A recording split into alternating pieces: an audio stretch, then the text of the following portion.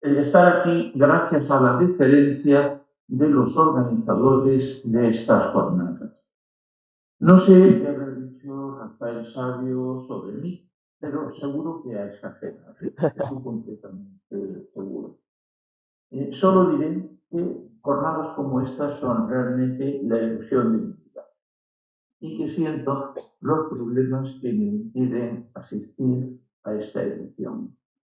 Quiero hacer constar que aunque soy historiador y arqueólogo y todas esas cosas, académicamente no he tratado nunca los temas de los que vamos a hablar hoy.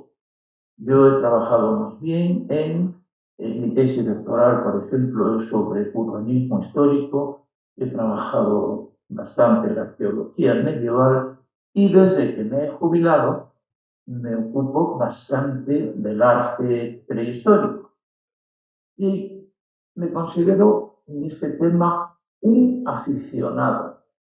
Por lo tanto, pido disculpas por los fallos que pueda tener. Me acuerdo de mi infancia en los años 50, cuando descubrí este mundo gracias a los grabados del siglo XIX e incluso XVIII de libros que había en mi familia. Luego, al vivir en un puerto, pues pude ver todavía embarcaciones muy interesantes, como eran los Pays de Bot, que entonces hacían un antiguo comercio todavía en los puertos del Mediterráneo. Recuerdo con bastante nitidez un Pays de Bot de 3 mástiles pintado de rojo, que durante un principio de tormenta intentó salir por la bocana del puerto de Algeciras. Estuvo luchando durante un buen tiempo y al final tuvo que renunciar y refugiarse en la playa. Bueno, todas estas cosas, esas anécdotas darían motivo a otros trabajos. Quiero establecer en primer lugar algo que todos, quiero recordar, algo que todos conocemos, y es que una cosa es arqueología subacuática y otra arqueología naval. La arqueología subacuática es la que se ocupa de todo aquello que está sumergido, sea lo que sea. Y la arqueología naval está relacionada con la arquitectura naval y es la relativa a la evolución de las formas del barco. La arquitectura naval realmente podría ser una cuestión de ingeniería y la arquitectura naval podría ocuparse de embarcaciones actuales. Pero la arqueología naval, también habría que hablar de una etnología naval, pero no quiero entrar en eso ahora, se ocupa sobre todo de la reconstrucción de las formas y, naturalmente, la conservación de las formas actuales. Después de esta pequeña puntualización, que seguramente a los asistentes no les dice nada nuevo, vamos a pasar revista muy rápida a los padres de esta disciplina, de esta rama del conocimiento, que es la arqueología naval. Tenemos en primer lugar al que se considera creador de este tipo de estudios, que es Hall, el francés. Este era un hombre polifacético. Hizo una labor histórica impresionante. Por ejemplo, algo que se conoce muy poco en España es que cuando los disturbios de la Comuna de París, después de la guerra franco-prusiana, quemaron una cantidad enorme de archivos. Pero él había anotado muchísima documentación sobre personas de antes de la Revolución Francesa o de la misma Revolución. Y por lo tanto, de determinados aspectos es la única fuente a la que se puede referir. Hall era más historiador y arqueólogo. Hizo trabajos con ejemplo, un glosario de términos náuticos, que atiende sobre todo al mundo mediterráneo, una labor bastante exhaustiva, y digamos que en esta rama del conocimiento hay dos tendencias. Los que son más bien historiadores y los que son más bien arqueólogos. O sea, los que trabajan principalmente sobre documentos escritos y los que trabajan principalmente sobre la forma en cualquiera de los aspectos que se puede presentar. Luego también, bueno, ya iremos hablando de otras clasificaciones dentro de este tipo de estudios.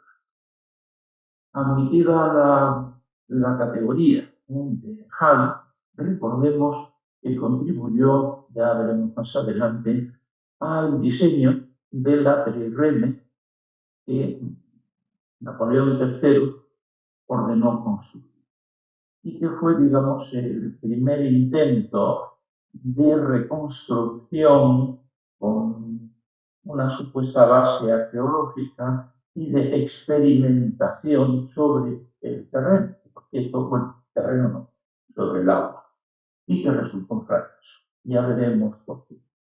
Pero vamos a ver a otro de nuestros amigos, y se trata del vicealmirante París, que tiene otra faceta. Ese erudito, bueno, todos estos señores habían tenido destinos militares, todos tenían una historia, todos tenían una experiencia personal y la faceta de vicealmirante París es principalmente la tecnológica, o sea, el estudio de las embarcaciones del mundo periférico al grupo occidental. Lo que se podría hablar de, como digo yo, de la pura periferia, de lo que eran las culturas importantes en ese momento. Trabajaba sobre el terreno, sus dibujos son maravillosos, los dibujos que él ordenó hacer son maravillosos, sus álbumes de planos son una verdadera maravilla, absolutamente son de una exactitud fabulosa. Y hizo cosas tan importantes como ocuparse de la que quizá es la embarcación más rara de Occidente, por su aparejo, sobre todo, que es la muleta portuguesa, que no ha sido bien entendida en su importancia. La obra del vicealmirante en París en este momento está de la máxima actualidad y es de ineludible consulta para cualquier trabajo que se quiera hacer. Nos ocupamos ya de los españoles. Nuestro amigo Rafael Monleón. Ese es, y es lo que quería decir antes, pertenece más a la rama de los dibujantes. O sea, nos vamos a encontrar con la presencia de excelentes artistas en el trabajo sobre estos temas. No solamente será el historiador, no solamente será el etnólogo, no solamente será el arqueólogo que toma los datos directamente de la materia. El dibujo es importantísimo no solo para esa toma de datos, en lo cual Rafael Monleón nos dio verdaderas lecciones, al tratar sobre embarcaciones orientales. También Monleón tuvo unos cargos importantísimos relacionadísimos con el Museo Naval y desgraciadamente su gigantesca obra sobre historia del barco quedó terminada, quedó inacabada. Vamos a ver, ¿quién más? Todos ellos están unidos por esa pasión que nos ha hecho reunirnos aquí. O sea, no somos un maestro, son compañeros. Fernández Duró podría tener un papel parecido al de Hall. O sea, es más historiador que arqueólogo. Su obra es monstruosa, gigantesca, y es ineludible su consulta. También, bueno, fue marino, tuvo un montón de destinos, etc. De estas personas insustituibles. Pasamos a el almirante Guillén.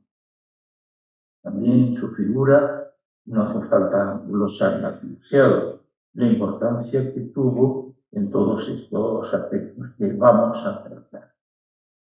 El almirante Guillén fue un historiador y fue un arqueólogo naval y escribió páginas muy interesantes y algunas algo polémicas sobre arqueología naval.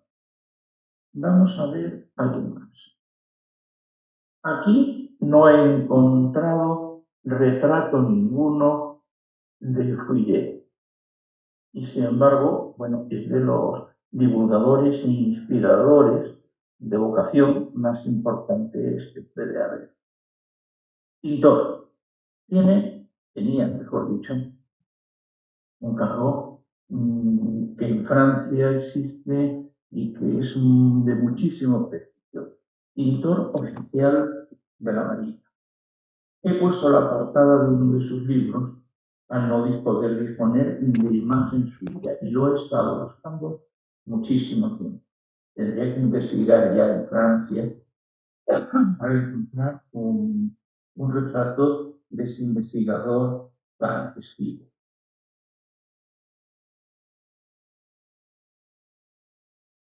Nuestro amigo Von Lanson, que un amigo mío decía que su nombre y apellidos parecían un grito de guerra vikingo.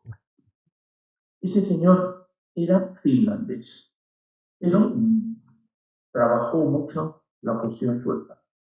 Aquí hemos hablado de historiadores, marinos, etc., artistas, pero aquí vamos a hablar de otro personaje, que entra, otro tipo de personaje que entra en escena, que es el navegante, o sea, navegante en embarcaciones pequeñas, el yatman, o como se quiera pronunciar, que sobre todo experimenta personalmente una serie de circunstancias que se dan en la mar y no precisamente en un transatlántico, y eso lo vierte en sus estudios y en sus trabajos.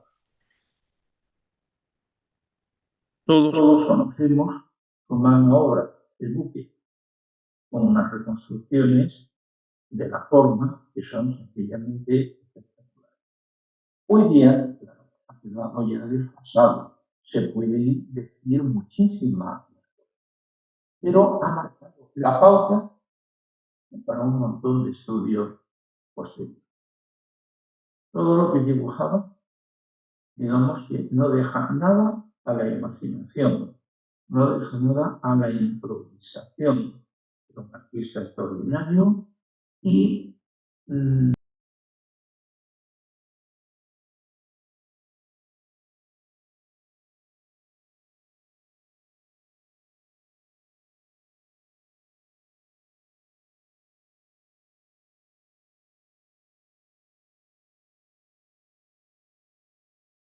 pecadillo de estos.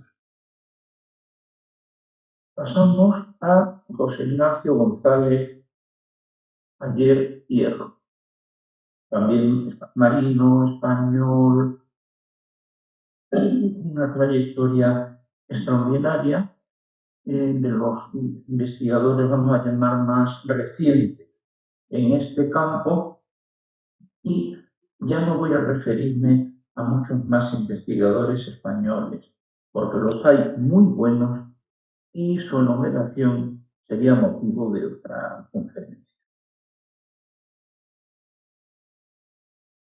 Y nuestro amigo Thor Heyerdahl. Y aquí entramos en otro asunto. Son los aventureros. Más que sus conocimientos, más que su importancia científica, son importantes este y otros que vendrán por echarse a la mano.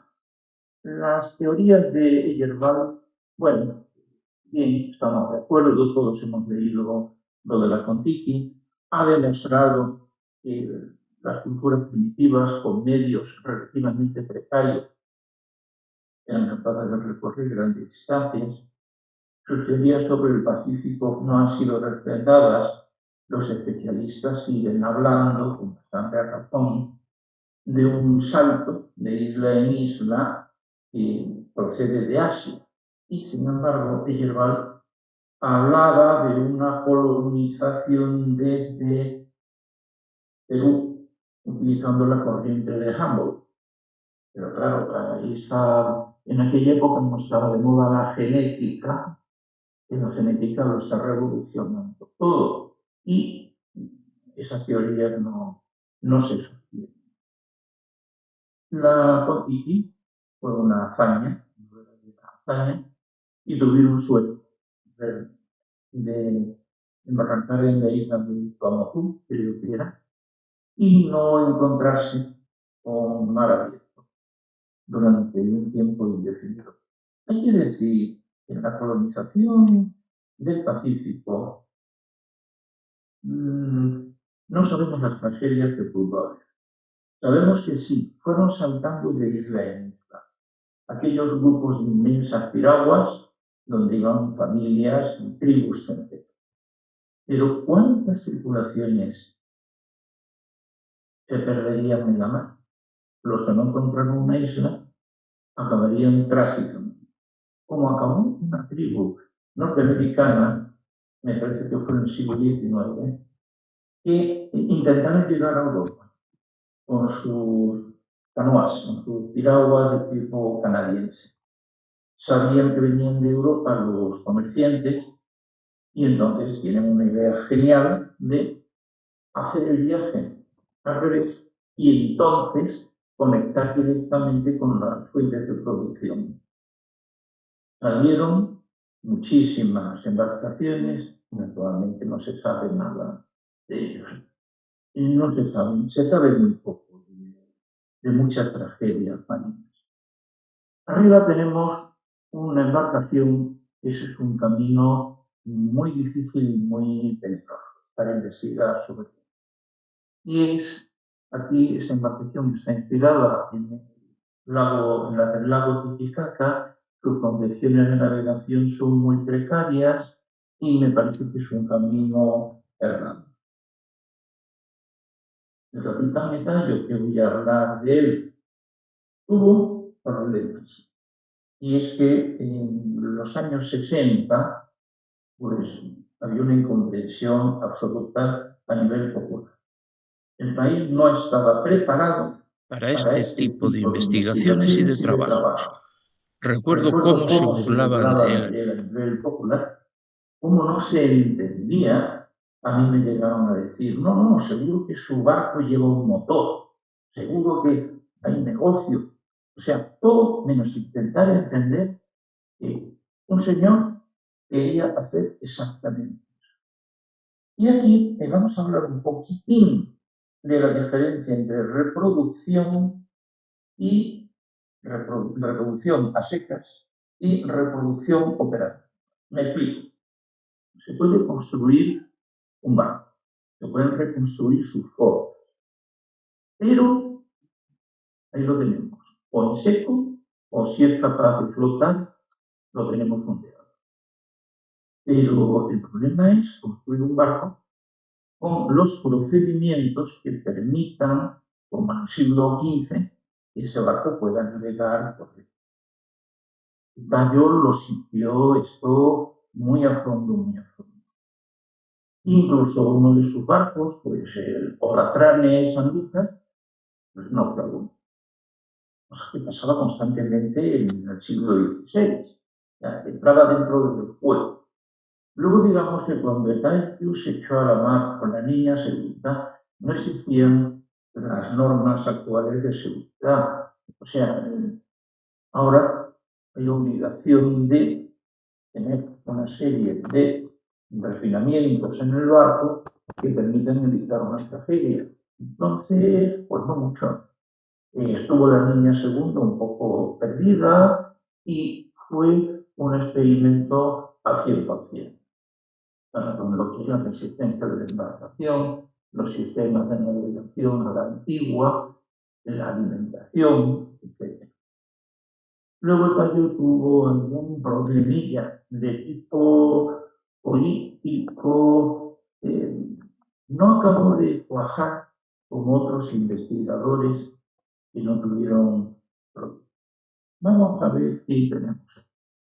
Bueno, aquí está una representación idealizada de la niña segunda, que estoy seguro de que tuvo problemas de financiación. En las otras versiones, como la niña tercera, ya tenía 3 mástiles. Y la niña segunda era muy, muy pequeña, con un modesto punto de vista. Y ella el aventurero 100%, foto ética. Este es Quitín Muñoz. Quitín más aventurero todavía que explorador, perdón, que investigador. Sí, vamos, tenemos aquí una fantástica embarcación del lago Titicaca, pero repito, del lago Titicaca. Pretender que estas embarcaciones, poco menos que dominaban la navegación en tiempos prehistóricos y protohistóricos, es un poco aventurado. Entonces, bueno, vemos aquí una versión grande. Efectivamente, en Egipto tienen embarcaciones de este tipo, pero a pesar de los esfuerzos de Torque Yerbal y de Pipín, yo no me montaba ahí. Las cosas directas. Bueno, las canoas de la marmota, monóxidas, en Italia. Aquí vemos un dibujo en la parte baja, vemos las deformidades que han sufrido por el paso del tiempo y que es un milagro su conservación. Muchas de las imperfecciones que vemos pienso que no son obra del tiempo, sino que los antiguos aprovechaban lo que tenían. Si tenían un tronco recto, pues las jamuras eran rectas, y si no, pues lo que fuera. Y aquí tenemos ya, estamos hablando de los chicos grandes, de pesos pesados. Se encontró aquí de esta pirámide una embarcación egipcia desmontada por piezas y cada pieza perfectamente asignada para su montaje. Esta embarcación primero se hizo un museo y de pirámide y luego se trasladó al gigantesco Museo Egipcio Nuevo.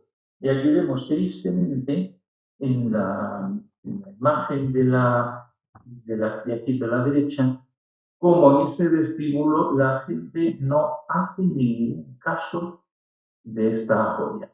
Nadie está mirando. Curioso, a lo mejor porque no era de oro o algo así. Y tampoco se vio hasta qué punto ese anhídrido carbónico resulta conveniente para el mar. La madera, como todos sabemos, tiene unos problemas de conservación terroríficos. Pero ¿qué no lo tiene? ¿Qué materia no la tiene procedente de mar? Aquí la sequedad del desierto ha favorecido la conservación.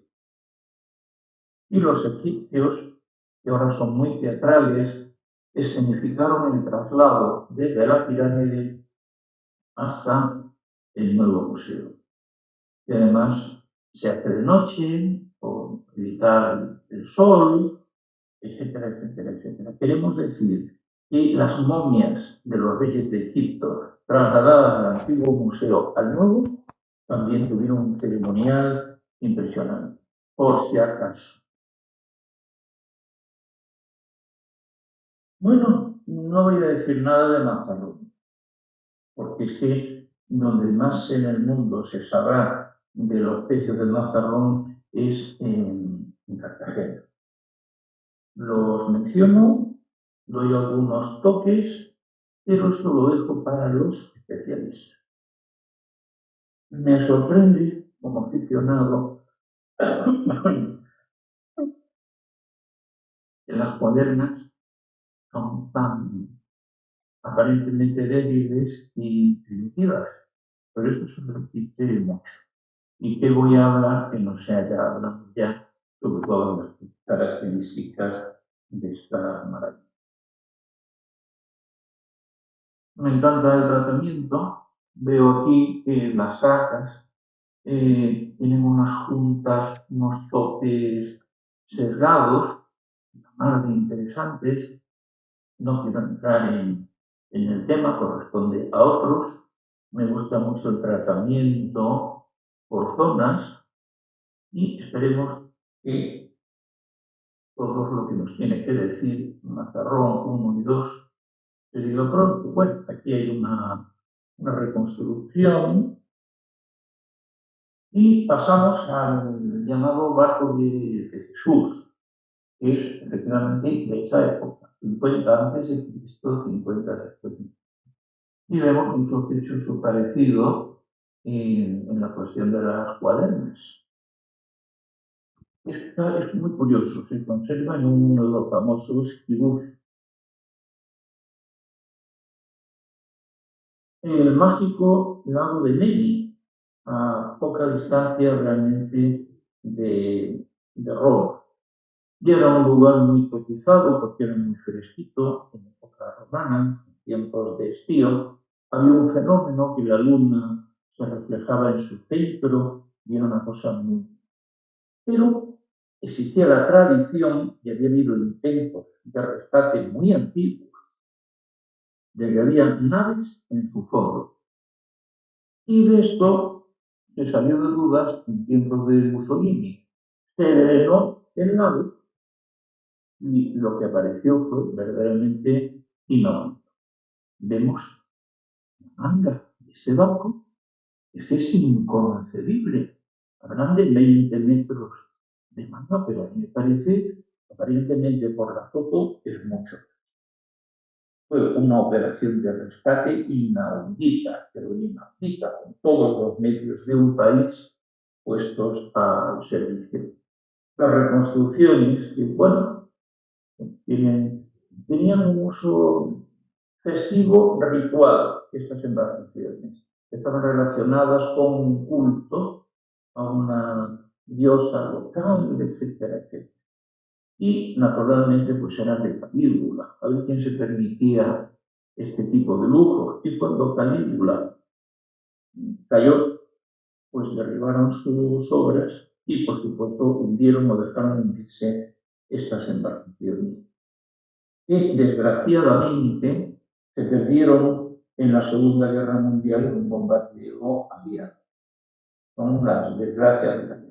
Aunque se conserva mucho de ellas, se conserva todo lo que apareció, las estructuras que las sustentaban, etc. Y creo que se ha reconstruido una. Y tenemos otra de esas cosas raras de la arqueología. Esas investigaciones fueron a principios de la Segunda Guerra Mundial. O sea, con los aviones alemanes pasando por encima y los Hurricane y Spitfire combatiendo, unas cosas de los ingleses. Y es una cosa muy rara. Este barco, bueno, lo que vemos no es madera, es una impronta, es una huella. Entonces, claro, no se ha podido sacarle, pero se han podido tomar todas las medidas y datos de su interior. Siempre queda deslumbrado el tema de su Tonhó por el tesoro, del cual no voy a sacar nada, porque estamos hablando de barco y no de fotos. Vemos aquí ese fantasma de estructura de barco que fue consolidado y permitió reconstruir perfectamente. Vemos que las formas que atribuimos a los barcos vikingos ya están experimentadas siglos antes, y ese barco de esa época de los poemas, de Beowulf y todo eso, esa época un poco mítica. Vemos aquí el efecto dentro del túmulo y aquí una de esas reconstrucciones de su uso funerario. Esta especie de monumento con la estructura y vemos aquí por una calle de Oslo un traslado insólito. Si nos vamos a la derecha, vemos el descubrimiento de la nave de Oseberg. Esto es muy interesante porque te demuestra lo que en gran medida se ha conservado y luego la diferencia con lo bien que quedan las cosas tras su restauración en un museo. Pasamos a Myklebust. Quiero decir que en los países nórdicos se encuentran embarcaciones de estas.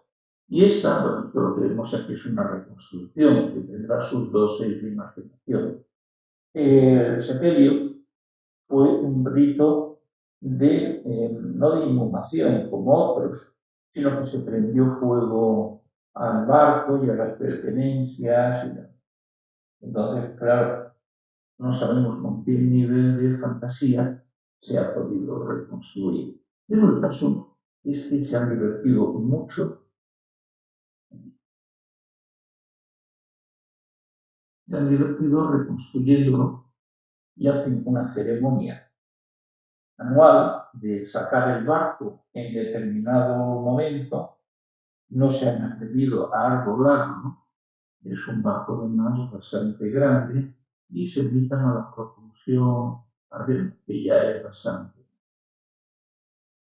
Bueno, la famosa de Goxa, que siempre se asocia a la de Oslo, pero en las mismas circunstancias.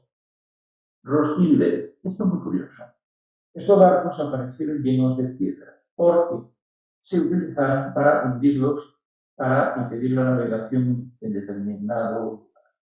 Claro, esas piedras conservaron, no solamente hundieron los barcos, sino que conservaron su estructura. Una típica reconstrucción a base de líneas que permite imaginar muy bien la forma en lo que falta.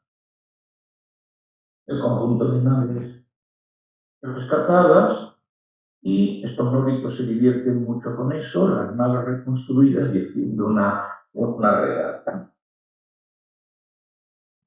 La Oca de Bremen se pudo reconstruir también sus formas. Otra, Mañana Sandland, que ya hablaremos de ella cuando la reconstruyan.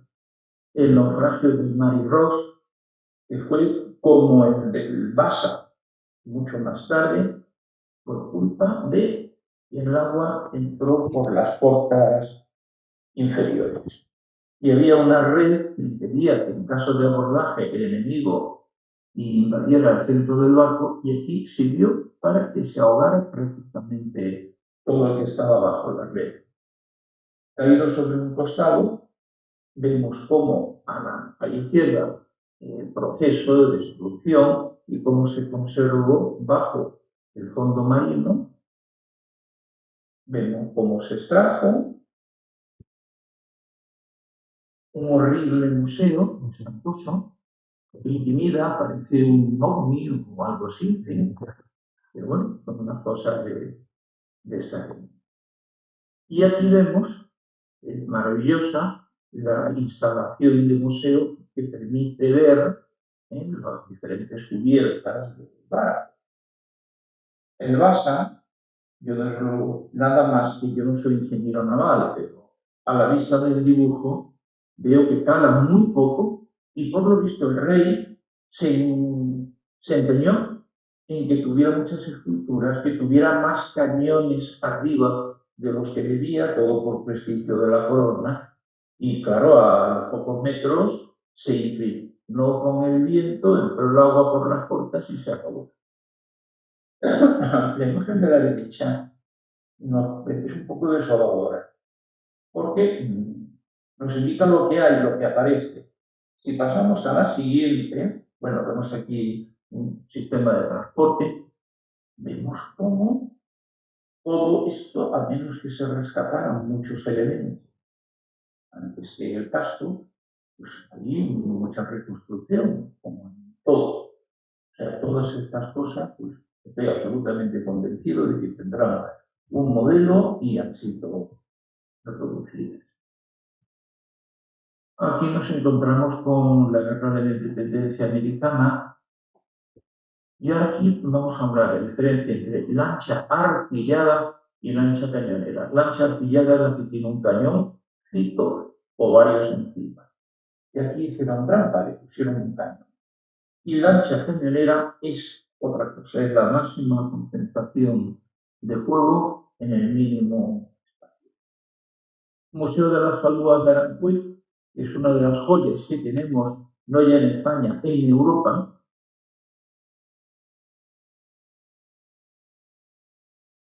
El Victory, famoso, no hay que hablar mucho de él. Bueno, hay que decir también que está totalmente restaurada toda la parte de proa, el eje, etc. La Constitución, interesantísima, sigue formando parte de la Marina Americana, con su tripulación, etcétera, etcétera. O sea, está en las listas navales, como estuvo durante mucho tiempo el Victory. Se podía hablar muchísimo de los pontones. Unos los sumergían, otros los desguazaban. Claro, en tiempos del predominio de la Marina Británica, se encontraron con un montón de barcos viejos y capturados que los usaron de muchas formas. El Catizar, que por cierto se quemó hace pocos años y han hecho un montaje precioso, maravilloso. El Gran Britain, vemos como un barco está en su momento de esplendor y luego en su momento de decadencia, hasta que se restaure, también se instala como debe ser. El Warrior, con su montaje actual, la ballenera Morgan, que es el único ballenero de esta época de Menville que se conserva, interesantísimo. Lástima que no le hayan puesto suficiente número de botes. Los balleneros estaban atestados de botes para ejercerla. Esto es una cosa. El Gremlin lo quiere España hace muchos años, se transforma en buque escuela, es un barca, una verdadera preciosidad, pero se abandonó en decadencia, se iba a restaurar, no se restauró total, y al final vinieron de Escocia para recuperar el casco y restaurarlo, con un beneplácito de las personas interesadas y sensibles que vieron estupendo que se salvara, pero claro, lo pusieron en su versión escocesa. No obstante, es una preciosidad. Ahora, qué lástima no tener esta joya en España. Bueno, y voy a decir en Cartagena del submarino de Chartres. Muy poquito. Me ha gustado cómo insisten en la reconstrucción de arriba en la carga de torpedos. Luego tenemos debajo su instalación y luego la instalación actual que yo celebro porque es que está protegido de las inclemencias atmosféricas. Museo de las Naves Polares en Oslo. El HOA, aquí a la izquierda, fue el primer barco que hizo el paso del noroeste, o sea, la comunicación Atlántico-Mediterráneo, y vemos que es un barco bastante reducido. El Fram, interesantísimo, se calcula que es el barco de madera más fuerte que ha existido, y estaba calculado para lo que vemos en el Atlántico. Amundsen, esta gente lo construyeron de manera que al cerrarse los hielos en la invernada, el barco se desplazaba hacia arriba, se resbalaba el casco muy redondo y feo. Era comparable a un coco y tan poco marinero como un coco. porque su misión era sobrevivir al abrazo de los hielos. En mi casa, afortunadamente sobrevivió a los bombardeos de la Segunda Guerra Mundial, y lo podemos ver en Japón, en la Aurora, una enorme carga política que ha sido restaurado recientemente, que también lo tuvo la Marina rusa con marineros, hasta que se hartaron y lo pasaron al estamento civil. El cañón de popa fue el que dio la orden de ataque al Palacio de Invierno, o sea que este barco está cargado de historia. Ataque que además empezó a consecuencia de la orden del gobierno de que el Aurora saliera a alta mar, pero no queremos entrar en eso. Aquí vemos la dificultad de conservar un barco. De acorazado, vemos brillante, reluciente. ¿Cuánto cuesta mantener esto? Dios mío. Un barco es algo que se está deteriorando constantemente. En fin, pasamos a el Arizona. Bueno, Arizona es de estos barcos que son tumba de guerra, donde más víctimas hubo en Pearl Harbor, preparado para la cuestión turística, lo dejaron in situ, eliminaron lo que les interesó y es un atractivo turístico. Y vemos a la derecha el Missouri, que es otro barco conservado. Pero claro, estos lujos solo se los puede permitir Estados Unidos y antes Inglaterra. ¿Por qué mezclo el Queen Mary, que es, vamos, lo máximo del glamour, con este crucero? Pues por una tragedia poco conocida. El Queen Mary, en la Segunda Guerra Mundial, como era rapidísimo y un submarino apenas podían, digamos, dispararle por la rapidez que tenía, pasaba delante de un periscopio sin que el capitán pudiera hacer ningún cálculo, lo convirtieron en transporte de tropas.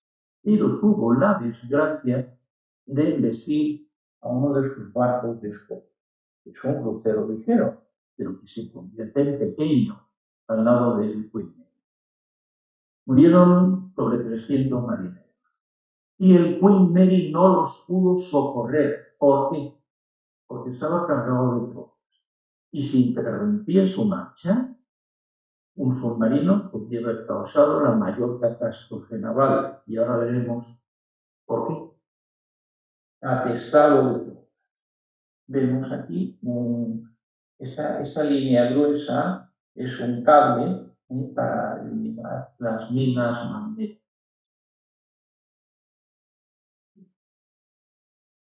Y aquí lo vemos en su fondeadero actual en Long Beach.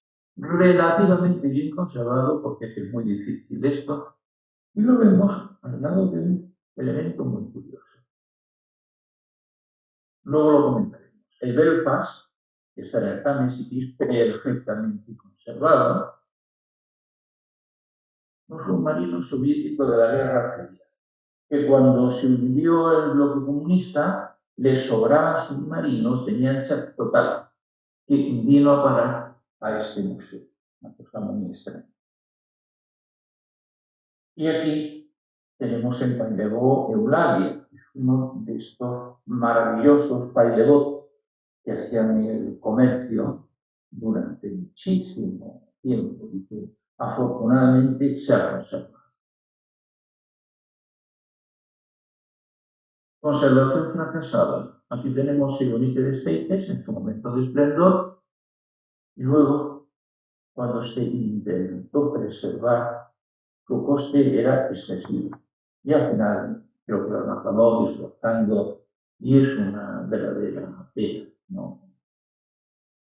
Grandes maquetas a escala, que se utilizan sobre todo con fines cinematográficos, las reconstrucciones a escala 1:1, pero no necesariamente marineras, aunque floten.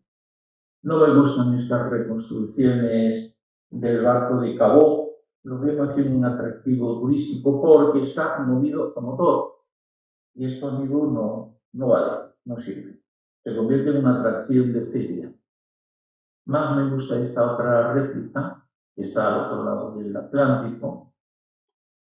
La maravillosa galera que se conserva, que se reconstruyó y que se conserva en Barcelona. Vemos aquí uno de los ingenios de Monturiol, reconstruido, y aquí nos encontramos con las reconstrucciones funcionales. Napoleón III encarga a Dubois de Lome, el mejor ingeniero naval, y a nuestro amigo Hall, que diseñen y construyan una trirreme. Vemos aquí a la derecha un barco de guerra contemporáneo que estaban de moda los espolones, las cosas como son. Vemos aquí otro, el Patú, que tiene un mascarón monstruoso, y este dibujo es de nuestro amigo Monleón, que con la honestidad que le caracterizaba tomó nota de todo lo que aquella reconstrucción podía aportar. La reconstrucción fue un fracaso. ¿Por qué? Porque prácticamente hicieron una fragata con un casco de lo más fuerte y pesado, y luego si bastante problema es mover un monstruo de estos a remo, encima si es muy pesado y encima trirreme, olvídalo. No me gusta esta reconstrucción de trirreme, entre otras cosas porque tiene demasiado remo. Y yo soy partidario de los trabajos más modestos. Por ejemplo, el Argo, que no se molesta en superposición de remos y tal, vemos que como experimento es más interesante. Primero aprender a dominar los grupos técnicos de una embarcación pequeña y luego una grande. Quiero decir que el camino para entender las galeras está en las actuales embarcaciones deportivas a remo, en la generación anterior cuando eran de madera. Pero esto sería motivo de una charla. O sea, estamos un poco equivocados con la disposición de los bancos y demás. Nos podemos llevar una sorpresa, pero no hay tiempo de hablar. Un Dracal, la niña tercera de Tallo, una nao portuguesa, una foto muy bonita, se han hecho muchas reconstrucciones. Recientemente también estamos en España, reconstrucciones de la nao Victoria. Y ahora estamos ya en el final y vemos algo que a mí me ha emocionado profundamente y que algunos de los asistentes a estas jornadas conocerán totalmente de sobra, que es la reconstrucción de la nao San Juan. Vemos aquí, por lo menos a golpe de vista, veo la seriedad del trabajo, que yo ya tenía noticias de él, y considero estéticamente, pese a ser una nao, y las naos eran panzudas, esta nao tenía que atravesar el Atlántico para funciones de pesca y ballenas y todo eso. Entonces tenía que tener mucha capacidad, naturalmente, para poder almacenar lo que pudiera encontrar. Me ha maravillado una embarcación que aparentemente es tan pesado como una nao, la belleza que tiene su ejecución. Y esto lo vemos mejor aquí. Es algo verdaderamente mágico. No sé en qué estado estará ahora la reconstrucción, pero desde luego siguiendo este camino, siguiendo esta técnica y este cuidado, para mí va a ser quizá la mejor reconstrucción que se ha hecho de un barco. Esperemos alegrado con su arboladura y demás. Es para mí una auténtica maravilla. Y vamos a ver si nos queda alguna cosilla. Bueno, nuestros amigos, algunos de ellos, nos dan nos dan la despedida. Y ya, pues, termino y quedo a disposición si alguien quiere preguntar algo.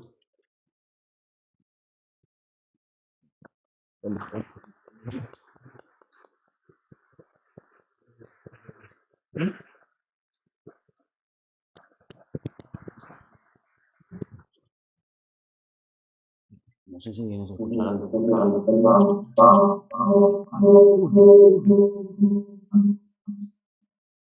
Vamos para allá.